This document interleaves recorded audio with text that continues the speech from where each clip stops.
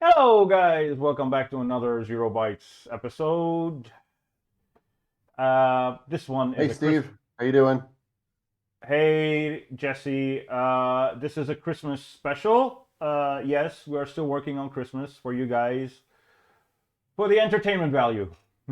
Yep. Show 'em your Christmas sweater. I love it. Christmas sweater. This you're looking at it backwards, but this is my jolly face, and with Darth Vader and snow all around him. Yeah, well, don't force it. Pun intended. Yeah. May the dark force be with you. Yeah. Yeah. I think we were talking about this last week. Were you a good boy this year? What do you think? Yo. Yeah, because I received the best gift of all, and it's not yet Christmas. Oh, well then. Yeah. I got a lot of good comments on the upcoming release of Zero G. I That's got a lot of awesome. support. Got a lot of love. Very little negativity around it. Yeah. Yeah, Zero G, you know how excited I was about it. Yeah. I started pestering you back when you said there will never be a gnome on XeroLinux. Where I learned this past year that never say never, Yeah. never ever ever ever say never, because we always end up going back on our words. Um, Humans aren't perfect. yeah. Uh-oh. Excuse that momentary power cut. It'll be back in a few seconds. And excuse the beeping. Those are the UPSs keeping me Oh, online. With that being said, yeah, everything has been positive around the Zero G. yeah. Uh, I haven't had any issues with it yet. Uh, I've been using it off and on while I was building it, but I quickly realized that GNOME, good as it might be for some, it's not for me. No. Uh, and I'm quickly understanding that when There we some, go. yeah, it's back. We got lights. Now you guys see what I mean when I say on online that I need to keep the lights on. What I mean by that? Now Yeah, we're how running on long? generator power, so Yeah.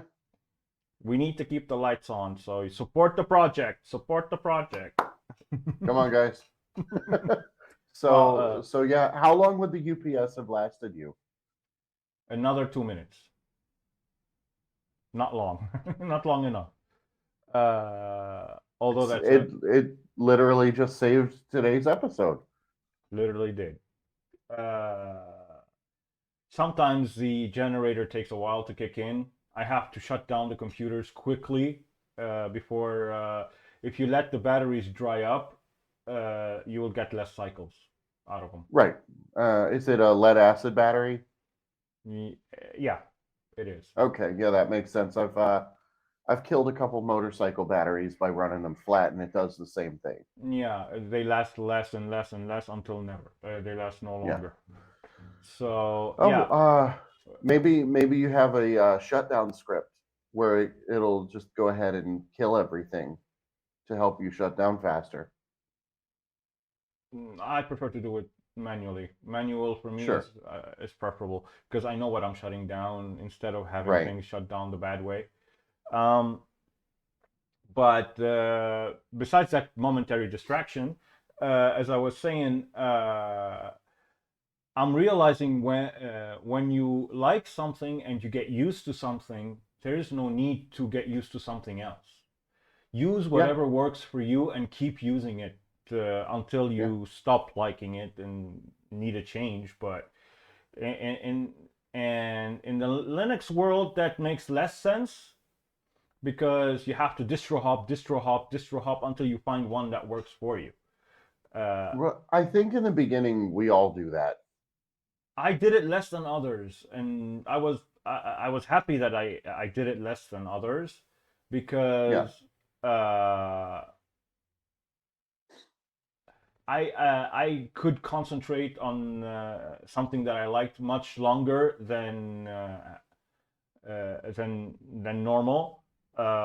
So I concentrated on KDE, and thanks to XeroLinux, I was able to create my own world.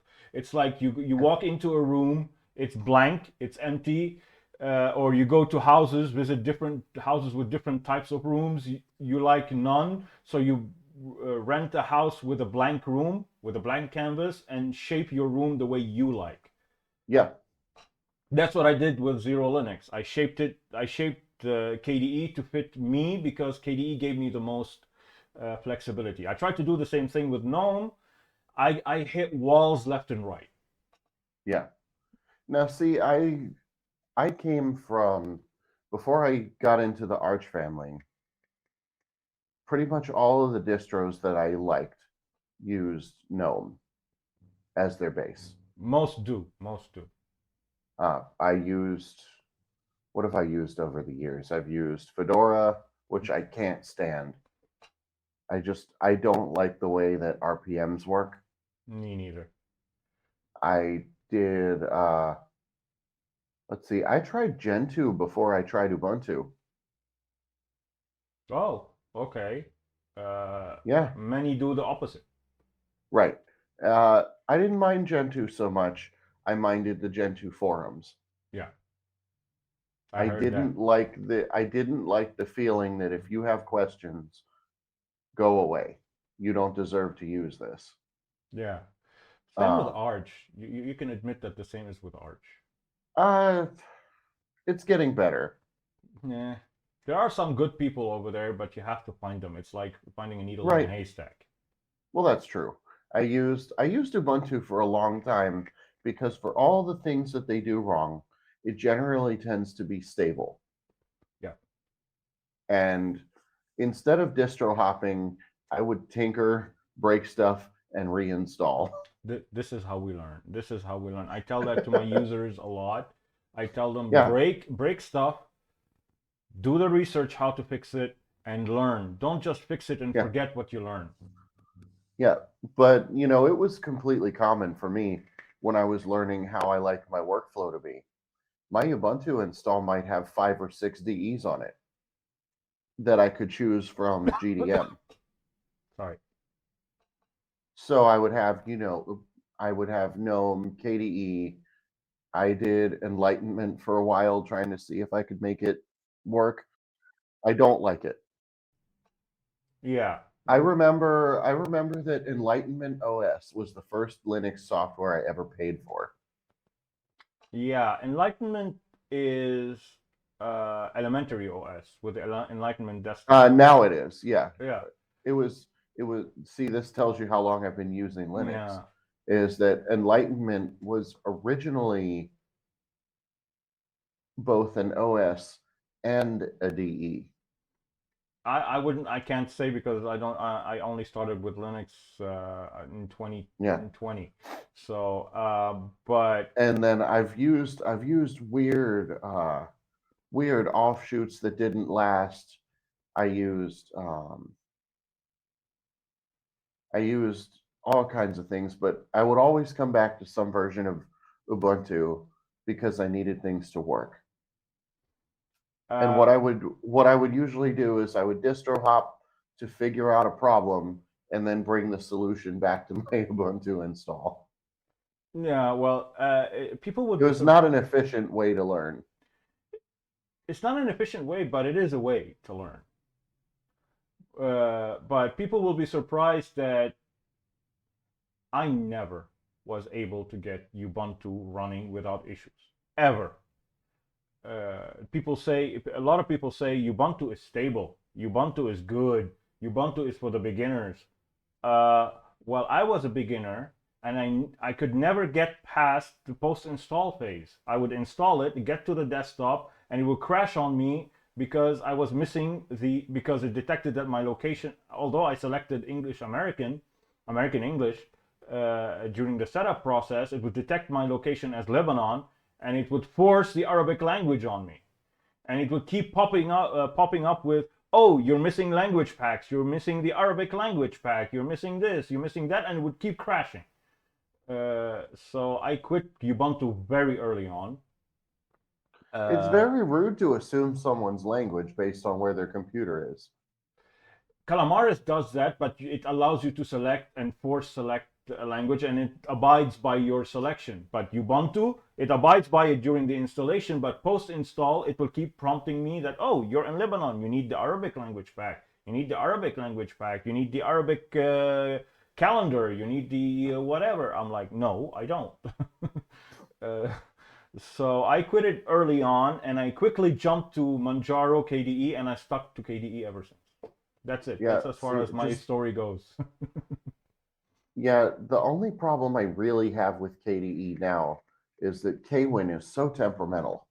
Really, really, really temperamental. And not only that, and recently with the kernel 6.012 onwards, Pipewire has been temperamental.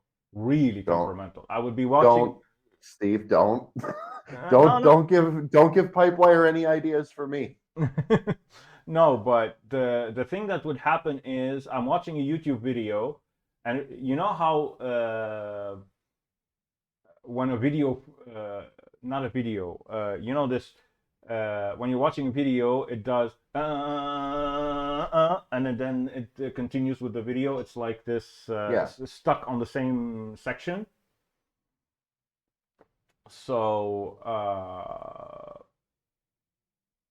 it does that from time to time for 2 seconds, only 2 seconds. And it was Pipewire? It has to be Pipewire or GStreamer, one of the two. Because I got an update for GStreamer this morning. It did it again, but it did it only like that. It didn't do it as much as before. So I think it's, I wonder if it's buffering. Not buffering, because the video already had already loaded on the timeline. But maybe it was what browser do you use primarily? Primarily Vivaldi, but I tried it on Firefox, same thing. It's either GStreamer or Pipewire, whichever one it is, they're fixing it, because I received an update is doing it less. But the KDE it can be temperamental either via Kwin or wherever. Any parts of KDE can be temperamental, much less on GNOME. Much less on GNOME. On GNOME, it was a very stable experience. It was very smooth experience. All the window dragging it's like butter. Yeah, and especially for multi-monitor support. There's only the one bug that I told you about, and you knew about it. Yeah. I get it too. So it's not only. What's the prognosis for the disappearing top panel? I don't know. I posted upstream. I got no replies. So okay, it's normal from Budgie or GTK based or Mutter. It's the developers of Mutter. They they have bigger fish to fry than take care of small bugs like that. Or what they call small bugs. Yeah. But anyway, GNOME has much less issues to deal with than KDE, that's for sure. But you still like it better, and that's okay. I like KDE better because I have the freedom of expression. On GNOME, I included 5 extensions on my upcoming GNOME release. One of those extensions is being really, really, really, really, really temperamental, worse than you can ever think. Oh boy. Which one now? It's Ilure's widgets. The one that gives decoration to the quick settings and gives you the dashboard and a lot of these cool little tweaks. On first boot after installing the OS, it misbehaves. You have to disable it, re-enable it, and reboot for it to fix itself. I contacted the developer upstream on GitHub. All he said was that he's working on it. I don't know when he's gonna fix it. I mentioned it on the release notes on the forum for users. I tell them, if you don't like the issues that happen with this extension, just disable it. Plain and simple. This is what I mean with GNOME. To be able to customize anything out of GNOME, you have to use a lot of extensions, and the nature of extensions is that they will break randomly and they will take your It desktop with it. happens. Yeah, but the problem with extensions is some of them, like Blur My Shell and Dash to Dock, if those break, they will take your shell with it. So yeah, Yeah, there is so that. yeah, so if you want stability, use GNOME, but don't customize it. Right, right. Don't tinker with it. Just leave it as is, as it was shipped. So yeah, I'm not that kind of person, so I will stick with KDE. I will put up Yeah. with the issues left and right because it will teach me. In the end, it will teach me how to troubleshoot them. Okay. Yeah, I Especially mean, for me, as a maintainer, I'll be able to troubleshoot them for other users. Like the other day, there was a user who had a crash, a hard crash of Kwin. Sorry, of Plasma Shell. Plasma Shell completely crashed on him. oh, But because XeroLinux includes a script called freset, he was able to yeah, get his set get the Plasma Shell back up and running. that's So good. yeah, XeroLinux includes a lot of workarounds that I have created via scripts uh, to help users get back up and running in no time. I wonder, I don't want to tell you what to do with your distro, but it sort of makes me wonder, since you have something like that, if you could make a watchdog script Uh, where if it detects the crash, it automatically runs it. Not that experienced yet, but it's a great idea. Um, Because something like that happens automatically for me when I have the crash. Kwin sort of understands what happened and fixes itself. I'll go Sometimes, not all to the time. I'll go to hibernate. I'll open my laptop up, and on the way to resume, I get a message that Kwin restarted due to a graphics reset. It's kind of like the NVIDIA thing when the driver crashes on Windows, it picks right up. Yeah. Yeah. Uh, And like you lose your stuff for a minute and the screen freezes and then it all comes back. yeah. But they didn't include something like the compositor, for example. When the compositor crashes, Kwin, but the compositing part of Kwin crashes, it doesn't reset itself. It waits for you to go into settings and click the button, reinitialize the compositor. Yeah, well, you're the one that wanted the spinning desktop cube, so The, that is still my favorite of yeah, all the compositor toys was the spinning desktop cube. yeah. Uh, but yeah, KDE will always be my love, my first and only love. But it doesn't mean that I'm not gonna tinker with anything else. I Oh did, no, it's too much fun. yeah, I did GNOME. I enjoyed GNOME for a while, but I felt a lot of constraints. That's why I couldn't use it on a daily. I But really I'm making an official suggestion, guys. Let's see.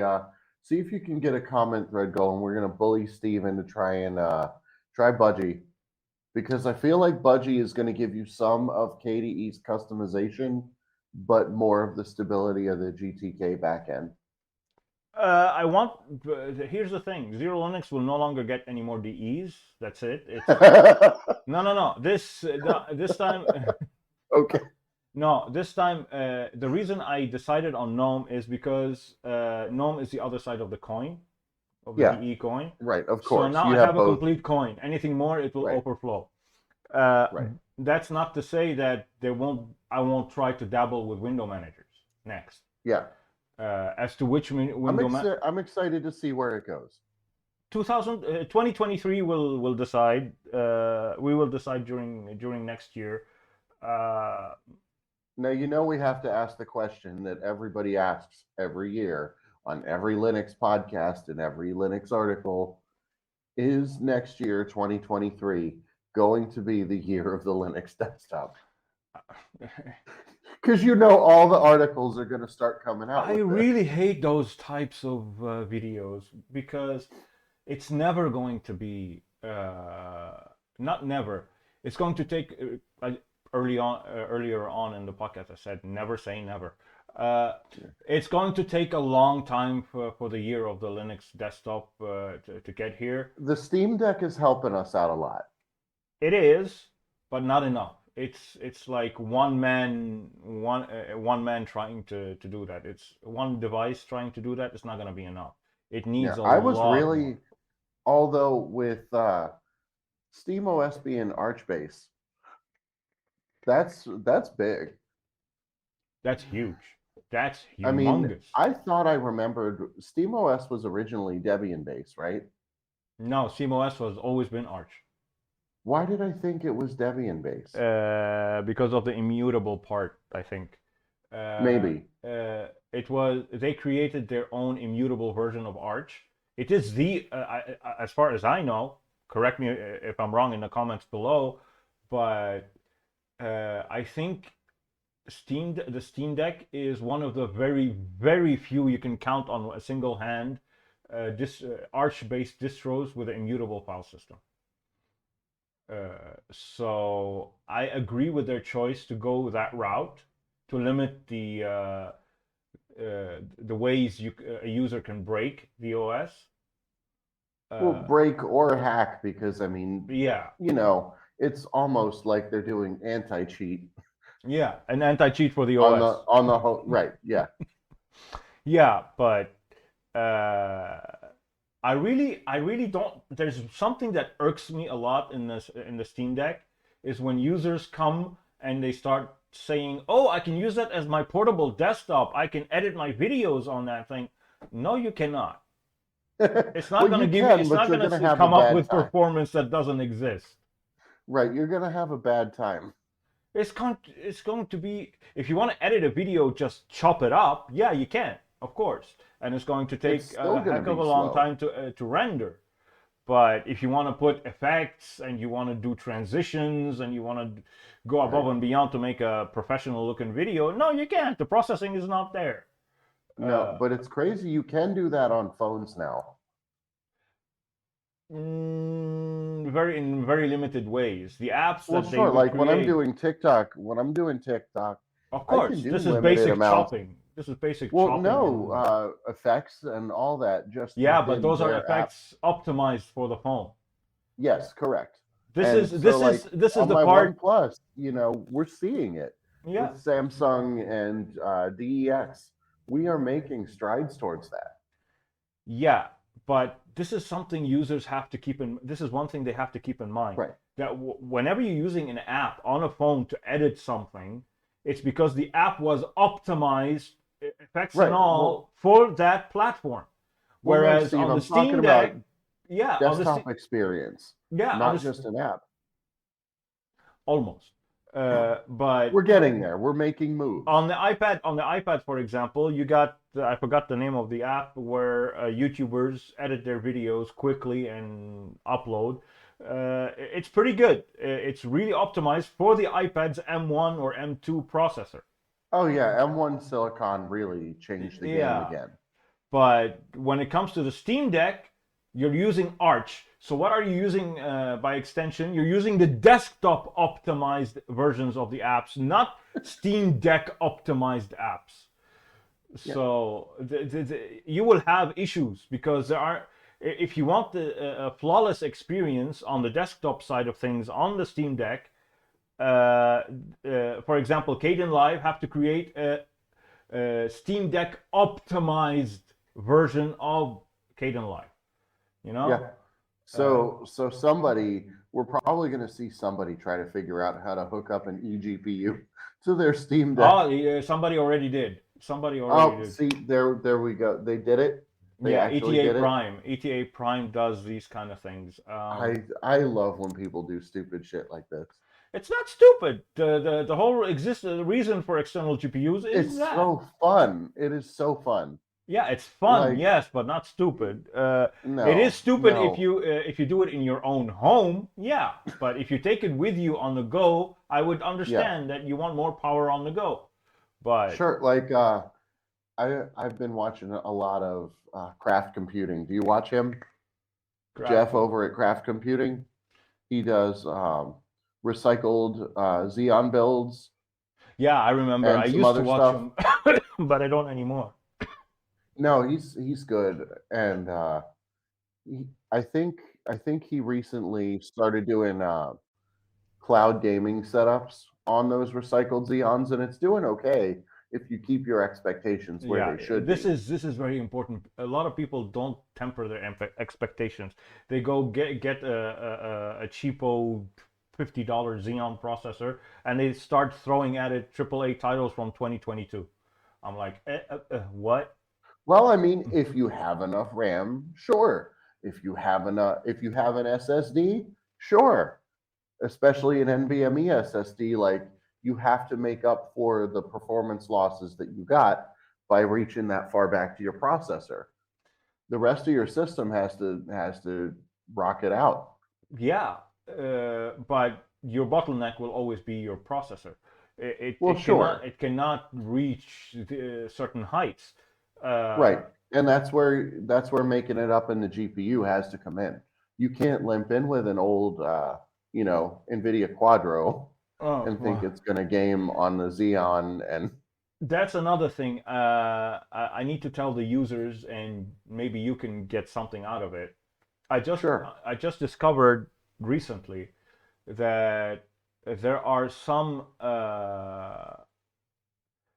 well, the latest NVIDIA drivers, the 525 series, uh, barely support the 40 series GPUs on and Linux. I'm not talking on Windows. I'm talking on Linux. Sure. I Uh, am grateful that that is not a problem I have. that's not a problem I have either. But I had a few users, two users, I wish to become because one of them had the 1390 whatever the Intel CPU is, K, the latest and greatest Core i9 from Intel, and a 4090, $1,600 4090. And he tried to install XeroLinux.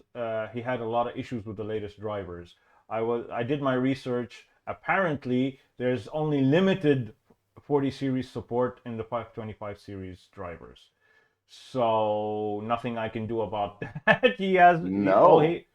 The price to pay for being on the bleeding edge of hardware is wait for the drivers to on Linux to keep up. Yeah. So nothing I can do. All that user can do is wait. Right. I feel like I like to try to aim for when budget allows. I like to be on the top end of the middle grade. Middle, yes, this is correct. That This way is the you right way have a of doing it. best combination of performance and support. And support, yeah. Another Bleeding user, edge uh, uh, bleeding edge hardware, I don't have the patience for that. yeah, same here. With another user had the latest AMD stuff, the latest AMD processor, the latest AMD GPU. Same issue. Yeah. So on Linux, temper your expectations. Don't and Hell, Linux. on Windows, temper your expectations. They still have to write drivers. They just do it a little faster, and They do it's not it. No, perfect. they do it almost immediately. Almost immediately. Uh, Do you also, remember? Do you remember when Windows went 64-bit at first, yeah, and everybody rushed out and they bought all the 64-bit CPUs, and then the companies would say, "Oh, we don't support 64-bit yet." yeah, I was there, and I was one of the first to in my area to get 64-bit Athlon processors. Mm. Uh, yeah, and for some reason there was a budget option versus Intel. Uh, Yeah, AMD was the underdog for a long time. yeah, And and every decade or so, it'll shift for a little while. we could buy motherboards with integrated CPUs already on them. Oh, you're talking what, socket 939? Yeah, it was back Maybe in, even older than that. I think older than that. It's when the Intel Pentium CPUs were this big, and they were Oh, slot Pentium threes from the Pentium 3 were days. this might have been socket what, A? I don't remember what the socket name I don't was, to tell remember you the the truth. socket either, but it was DDR1. You had to Yeah, be it talking was about DDR1. DDR1. Yeah, yeah, yeah. And Intel CPUs were this big. Oh yeah. You slide them like RAM in a slot. It was this thick.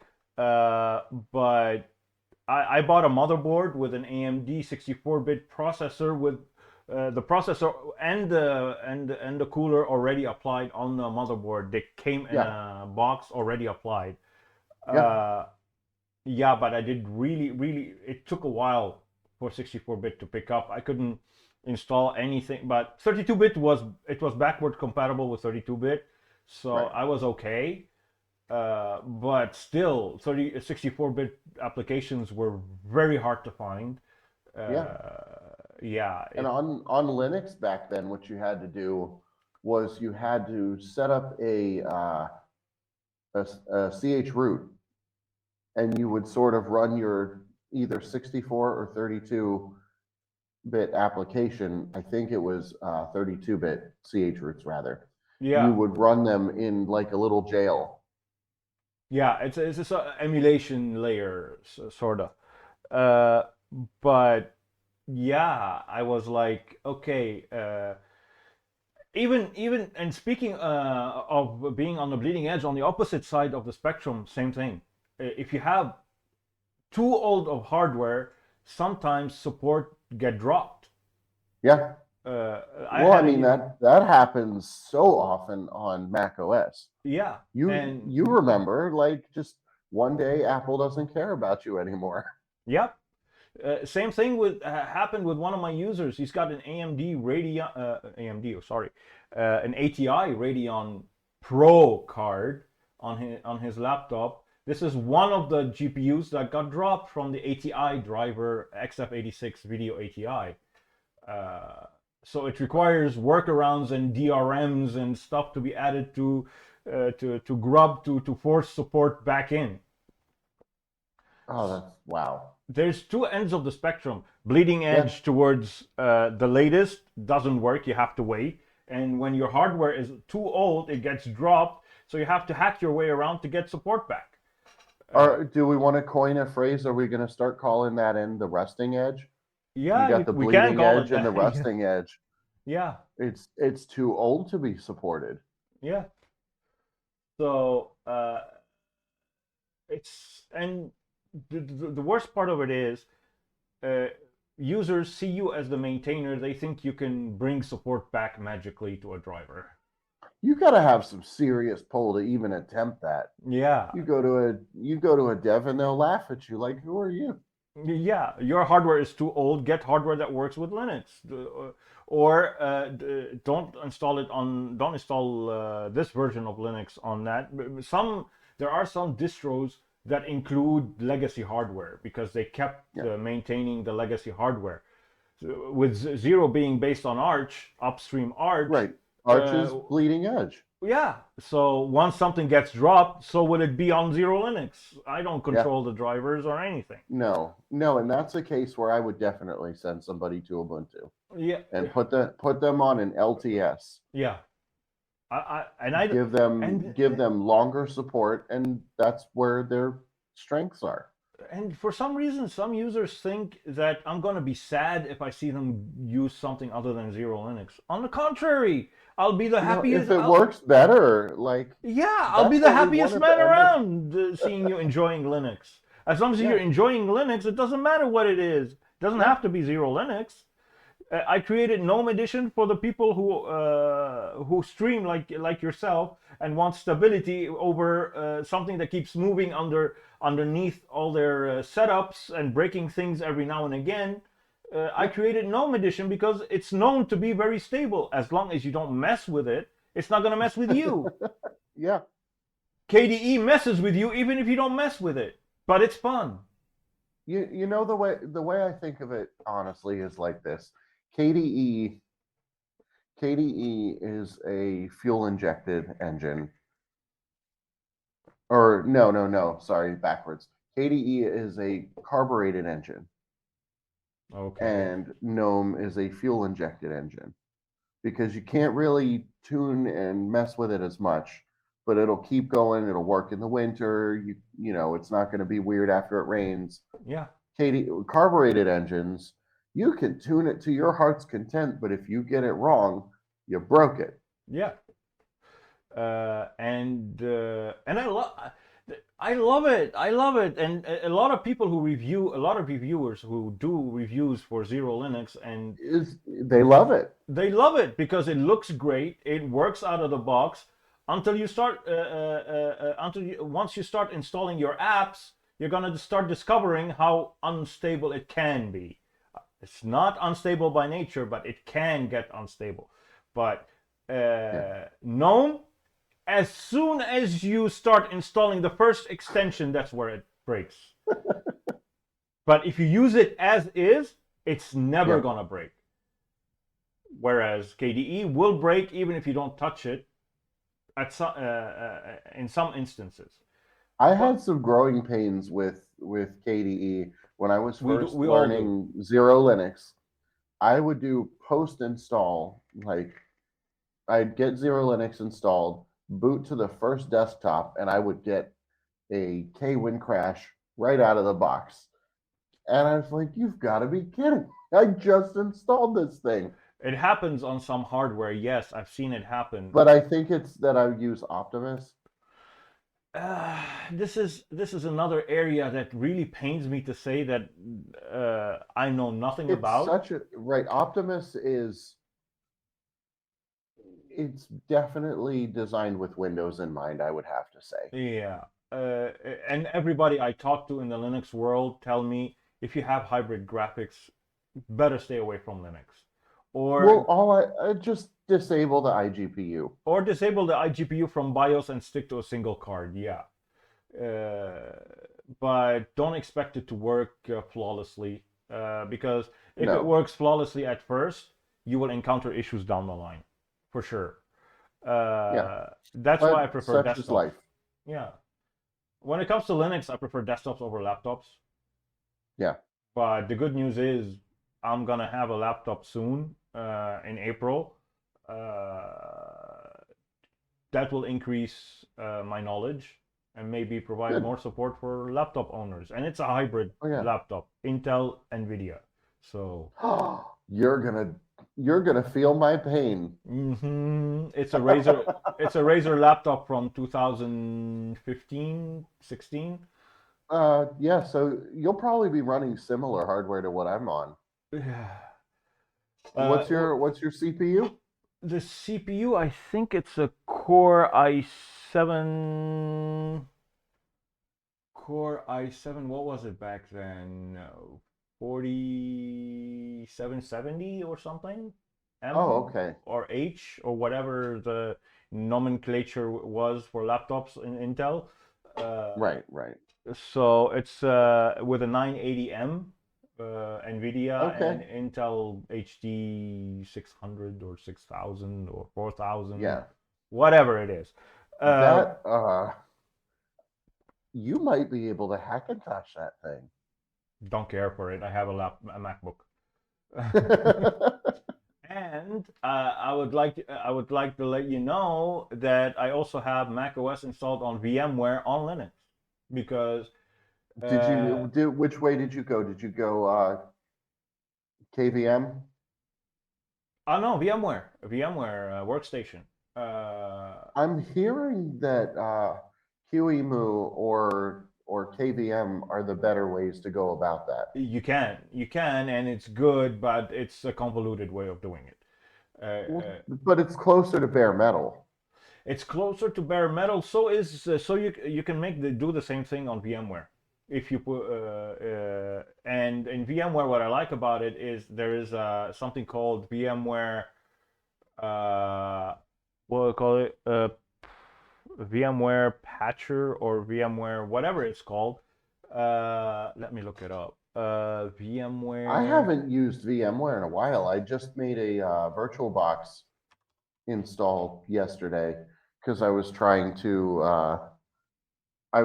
unlock the bootloader on my OnePlus, and I Yeah. needed Oh my God, you're doing it. Oh, that's a big problem because when you're trying to do it on a VM, it will it won't constantly work.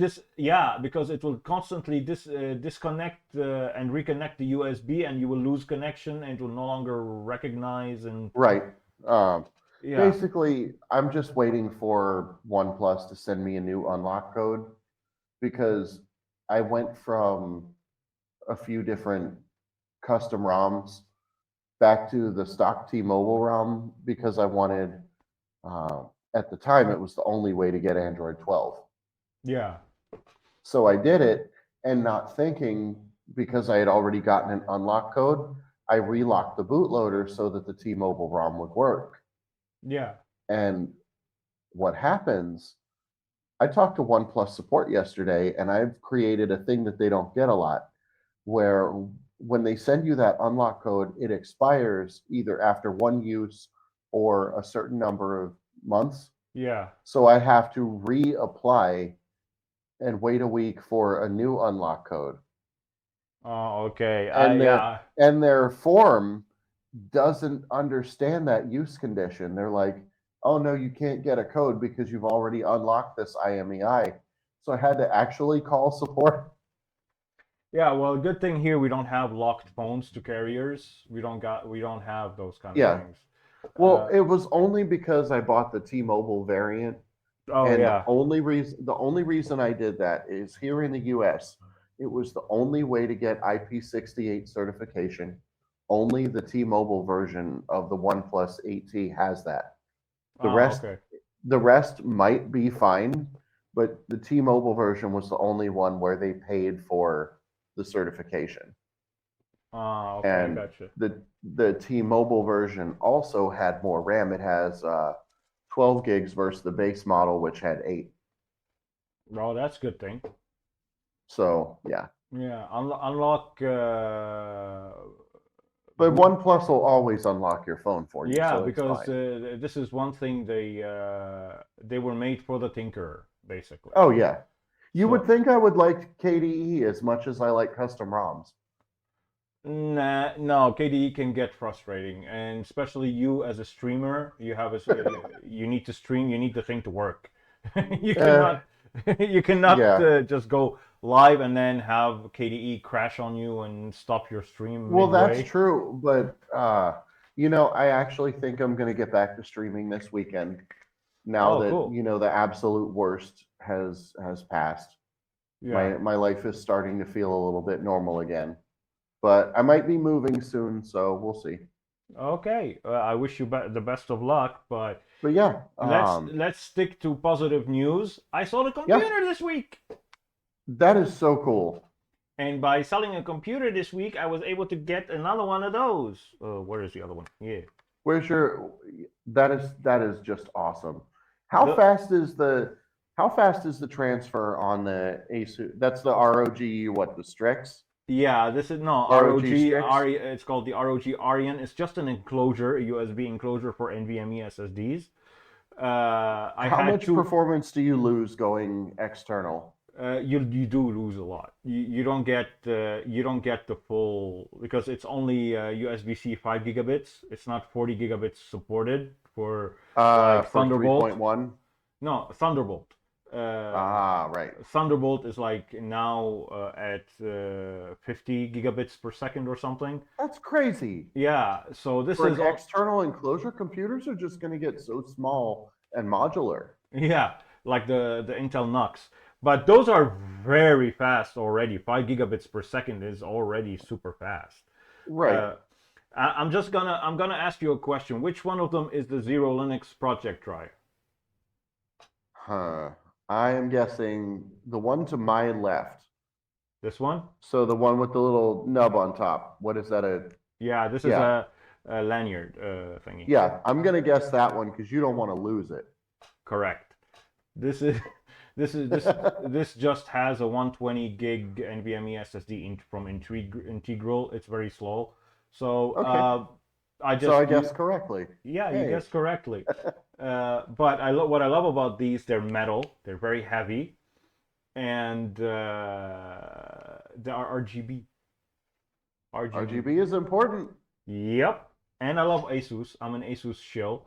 So, Yeah. but Well, I mean, you I know, we both look like RGB. I mean, look at this nonsense behind me on my wall. yeah, I love it.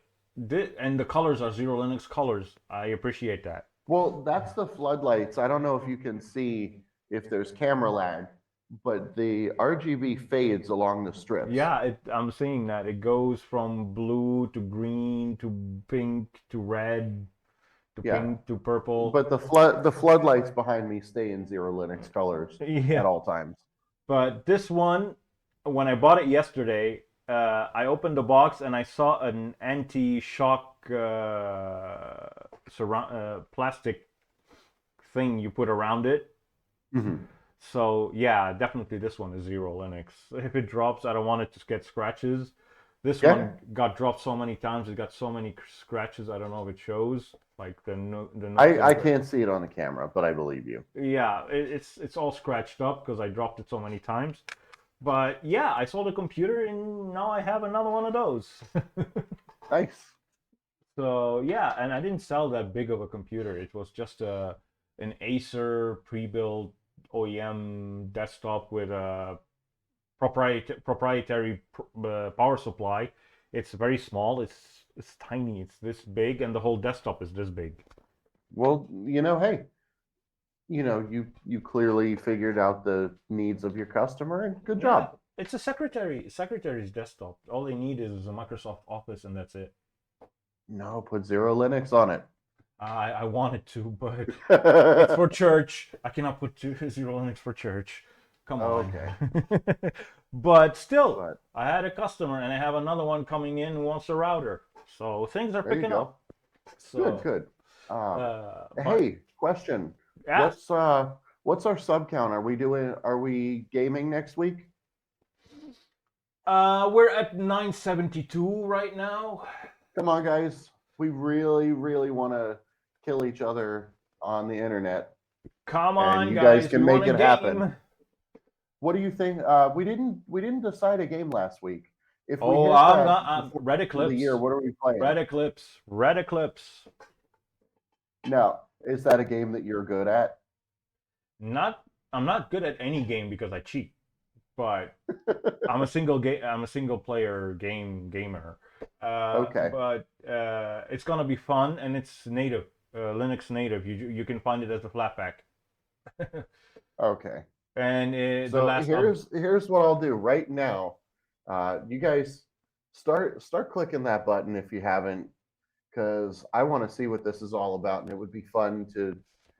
I think what I'll do, Steve, yeah. is if we get to game next week for our episode, I will simultaneously live stream on Twitch. Oh, that'll be cool. That'll be cool. So I I'll be will dying live so stream many our times, pod. but I okay. will too, but since we'll be gaming, I will live stream to my Twitch as we're doing the podcast live on YouTube. All right. I'm up for it. Come on, guys. Get the sub. Keep clicking that sub button. All we need is like 20, Yeah, 27. we can do it. 27 more subs. Come on, people. Come on. Please. So it'll be cool. Look at those eyes. I'm growing a All right. beard. Yeah, I'm growing a beard because I'm going to be Santa Claus. Okay. What are you going going to give all the kids for Christmas? Candy. That's all I can afford. Yeah, last night my kids and I did a little bit of Christmas chatting, and one of the things that I put in there was a bottle of hot sauce for them because they like spicy food. I like spicy From food. the hot ones? Almost that hot. I was in a store. Not the here, bomb and beyond insanity. no, but it was a Scotch bonnet based hot sauce. Ooh, that's hot. And My youngest daughter thought she was going to show off, and she did 2 whole spoonfuls without telling me. I told her, like, you need to be careful. This is hot. And she said, Dad, I didn't think you could handle hot sauce. So I thought I was going to show off. And she got so, her mouth got so burnt. Well, Because yeah. off camera, she tried more than I told her to, because she's very young. Yeah. I didn't want her to get sick. I said, just taste just a little bit. And she didn't listen. Kids. Yeah. When you tell them not to do something, they would do it. So yeah, we did a few different things like that. We did there's a cinnamon toast crunch, Cinefuego. Oh, you said cinnamon. I hate cinnamon. It's it's cinnamon, and I think there's cayenne pepper in it too. In the cereal, cinnamon and cayenne pepper. So it tastes like do you remember the hot tamales candy? If you hate cinnamon, you would definitely hate that. Yeah, I never tried that one. Hot tamale is made Big Red gum. It tastes like eating a bowl of Big Red gum as cereal. And I found it kind of unpleasant. Well, I really, really, really want to try the Bomb Beyond Insanity. Yeah. I'm a spices kind of person. How many subs would it take for us to do a hot sauce video? I can do it right now if I had access to that. If I had access to those hot sauces, I would do it right now because I'm a spicy lover. You can probably outspice me. Well, we plant our own what do you call them? Jalapenos, red jalapeno peppers. Yeah. We grow them on the balcony, and then we dry them up. We make powder out of them, and we put them in a jar, and then I put them on my pizzas, and I put them on everything, and I put a heck of a lot on them. I can eat it raw. I can eat it off the plant. That's crazy. Absolutely not. No. Yeah, no, I want to try California Reaper. Oof, I really want to try it, but I don't Reaper have access peppers to them. Are. Oh. Did you see my TikTok video where I did have you heard of the Pocky One Chip Challenge? Yeah. I did it, and Steve, I got so sick. Yeah, I want to do that. I want to do that too. I'll see if I can download the video because I know you're not on TikTok, right? No. But I'll see if I can find the video. If you just read the amount of tracking they do, oh my God. Oh, I believe that. I fully believe that. Oh yeah. And I'll see if I can. I'll see if I can find the video that I did. Melissa did it. She actually shot it because I'm dumb sometimes. Look, pretty girls in a 7-Eleven gave me a challenge, and what was I to do? Well, yeah. Well, and the video is hysterical. You'll love it. I have one question for you. I have one question for you. Did you feel your testicles about to fall? I think I almost forgot my name. I would imagine because I saw a video of one guy who took a California Reaper pepper. Mm-hmm. He didn't only take one; he took 3, and he shoved them in his mouth, and he started chewing. And that's what bad decisions taste like. 3 seconds later, he was puking his guts out on video. I don't want to do that. I'm responsible enough not to go that crazy. No, I just want to taste the California Reaper, just a bite. But I don't have access to all that. Well, there's also this guy that does hot peppers in chili oils, in pepper seasoning. Like, he just tries to do the hottest ridiculous thing, and it's something. It is something. Yeah, it's like people showing off. Of course, the internet has given us marvelous ways to seek attention and waste our time. Yeah, like earlier before we started recording, I asked you about if you knew Lexi and Austin. This is just a couple who prank each other Constantly. They're in their mid-20s, Hmm. and their whole YouTube channel is about them pranking each other. She pranks You know him. what? I think I might have seen. I don't know by name, but I think I've seen this channel. Yeah, it's one episode he pranks her, the next one she pranks him back, and back and Yep. forth, back and forth, back and forth. Hmm. But they're a lovely couple of youngins, Yeah. half my age. I can't believe I'm saying this, but 20s and half my age. Um, Yeah.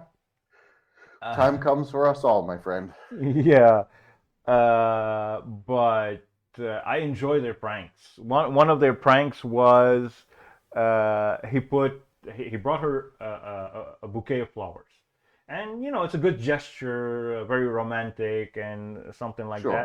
that. What did he do? He put what's it called? I don't remember the name of the smell. It's a spray, but that smells like poop. Oh, fart spray. Yeah, fart. It's got something ass in the name of it. That's Uh, horrible. yeah, he put it on the bouquet, and he told her, "Hey, I got you a bouquet of flowers and cheese. She loves cheese." She thought the smell was coming from the cheese, but no. As soon as she got close to the bouquet, she puked her guts out. Oh, that poor woman. No, that's not nice. Yeah, but he got her at the end of the video. He offers her the bigger and the correct bouquet with the correct smell and everything. They always Oh, that's end good. the video on Oh, good. he's gonna pay for that one. He did pay. He did pay really dearly. She messed up his PlayStation 5. That's what you get. Yeah, that's what you get. But yeah, it's a couple who prank each other. But this is what YouTube is getting at. This is how you get views. You just Yeah. launch the camera, record yourself pooping for all you care. People are gonna watch. People are just gonna watch. You're gonna get yourself a lot of views in no time. It doesn't take much. How much of this episode are we gonna get cut out so that you don't get, No, I'm gonna leave demonetized? it all in. I'm gonna leave it all in, baby. I'm gonna leave it all in, uncut, uncensored. Oh boy. Yeah. You get what But you get when you tune in with us, folks. yeah, but to go back to a little bit of Linux stuff, Yeah. I added something new to the application installer of XeroLinux, the post-install application installer. I added the Quick EMU. I don't know if you heard of it. Quick EMU is basically KVM. Or Oh, we're hitting throttle time, Steve. no, you're back. You're good. You froze for a good solid 5 seconds. Yeah, it freezes and it comes back. It's not like the browser version where it completely removes the video for good. No, I think that this will be a lot better. But I Yeah, lost you for a good I lost chunk. you for a good Sorry. 5 seconds as well. Okay. But it's less temperamental. But anyway, I don't know if you heard of Quick EMU. It's like KVM. It uses QEMU in the back as a backend, but the GUI, it's a Flutter front end. It is good and bad. It's good in where it's very easy to install VMs. So I've been meaning to try it for a Mac OS X KVM. yeah, well, I don't know if it allows you, but there is. You don't have. This is the bad thing I wanted to talk about. You have absolutely no control. There are no settings in the thing. You don't really create a VM. You just select what VM you want. So you go from a pre-created list. Like you can find ArcoLinux, you can find Manjaro, whatever. You select it. It will download the image. The and Can you even customize just as much as say no, you can't how customize much? anything. You can't customize anything. Can you customize how much of your PC you allocate to the VM? No. It's pre-configured. It's a pre-configured VM. 1 second. I think I have it installed. Quick GUI. Yeah, I have it installed. I'm gonna show the users my screen if I can.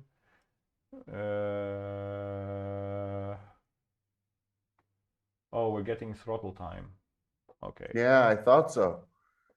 Yeah, but it's gonna pick up. It's not gonna completely disable the Right. video. Oh, I I can just. I did a test in the background and I didn't tell you while we were doing today's podcast. What? Right after we talked about the NVIDIA drivers, I did a little bit of a test and I did a full update in terminal while we were recording and nothing happened.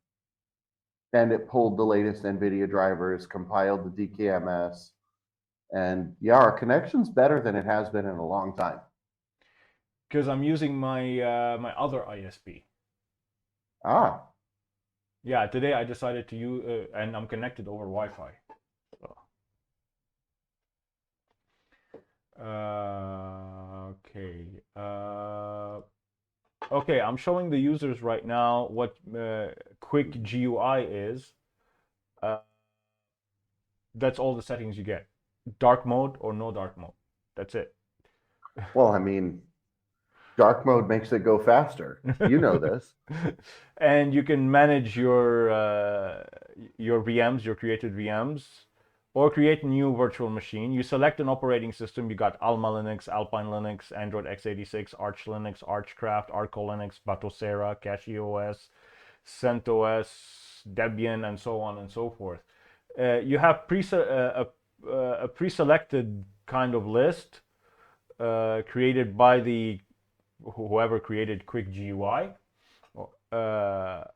But you select it, and that's it. It downloads the thing, and you're up and running. It boots you into the live environment. You install the OS, and you're done. Once it's done installing, you get to the desktop, and that's it. There are no settings. There is no place to select how much of your resources you allocate. So you select Alma Linux, and you select which version, 9.1 beta, DVD or minimal, and that's it. It downloads it, and you're up and running. It's for people who don't want to bother with these kind of things, who just want to get up and running in a VM in like a few minutes, without having to configure anything. So yeah, it's very limited on the settings, but yeah, it's not made for us tinkerers. It's made for the people who just want to get up and running in seconds. But yeah, it's there. It's out there. I added it to the post install script, post install thing of XeroLinux. People are free to install it whenever they wish. But Gotcha. Other than that, yeah, I didn't do much. For tomorrow night, I'll be pushing the go button on 0G. So people can start building it whenever they want, if they want it for free, or if they want the ISO, they can donate however they want. They can donate any amount to my fundraiser, or join the platinum tier on Patreon. Whichever way they want, they will be able to get the ISO or build it themselves. There's a video, there's a guide on GitHub. It literally takes 10 to 15 minutes to build the ISO, and yeah, they're up and running. This is the Christmas gift to all. XeroLinux Gnome Edition is back. Yeah. All right. And now we're up to our hour. So people, if you want us to shoot each other up, kill each other next week in Red Eclipse, subscribe. Yeah. All right. Let us hit the 1,000 subscriber mark. And want to go ahead and set the timer? Where's the timer? How long do we have? To what? Until subbing for that event next week is closed. How long do they have? This will be no. There's no. It will not close. But if you want us to okay, all the way up to recording the podcast, exactly. Sneak that last sub in. So until Wednesday, you got until Wednesday to get us to get us to 1,000 subscribers. If we don't get up to 1,000 subscribers by Wednesday, Yeah, we'll just do I a think regular episode. okay. But either way, you guys will see us next week. And Yeah, that'll either be way, the you're gonna see final us next week. episode of 2022. Yeah, the last episode of 2022 will be next week. It's up to you guys if it's us shooting each other in Red Eclipse or it's just a regular episode. All right. All right. With that being said, thank you for being on this one again, Jess. Hey, all the time.